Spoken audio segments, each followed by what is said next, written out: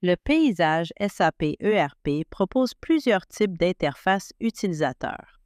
Il existe des interfaces héritées et au fur et à mesure que les organisations migrent vers SAP S4HANA, il existe des interfaces modernes, élégantes et basées sur navigateur. Dans cette vidéo de démonstration, nous allons explorer comment automatiser SAP WebGUI avec UiPath. Les interfaces héritées dans SAP WebGUI peuvent être identifiées par le WebGUI à la fin d'une URL, tandis que les interfaces SAP WebGUI modernes sont en fait intégrées dans SAP Fiori et peuvent être identifiées avec le SAP UI Tech Hint égale à GUI dans l'URL. Alors, comment UiPath fonctionne-t-il avec l'interface SAP WebGUI? Eh bien, dans le cadre du package d'activités UI Automation publié dans la dernière version, 2023.4, nous avons introduit une nouvelle façon d'identifier les éléments de SAP WebGUI. Cette méthode est plus stable et fiable que toute autre solution d'automatisation. Comment fonctionne-t-elle? Eh bien, lorsqu'un utilisateur indique un élément spécifique dans SAP WebGUI, la technologie de pilote d'UiPath génère un SAP Web ID.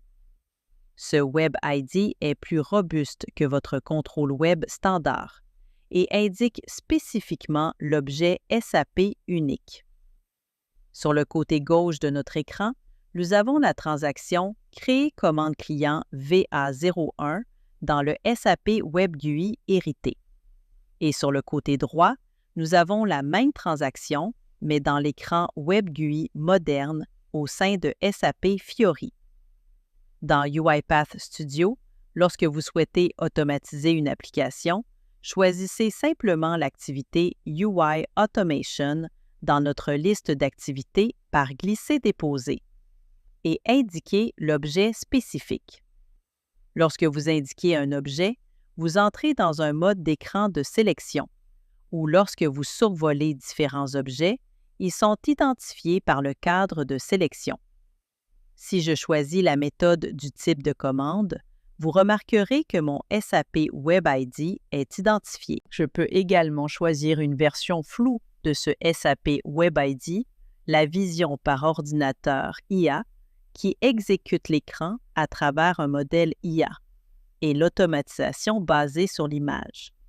Ces 4 méthodes sont en fait utilisées simultanément lors de l'exécution, mais comme nous pouvons le voir avec cette cible, le sélecteur strict fonctionnera pour un écran.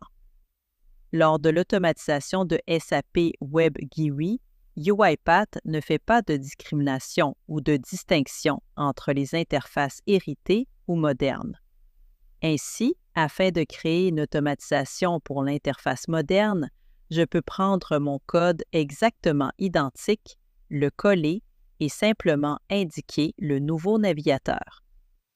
Et voilà, j'ai 2 versions du même code exactement.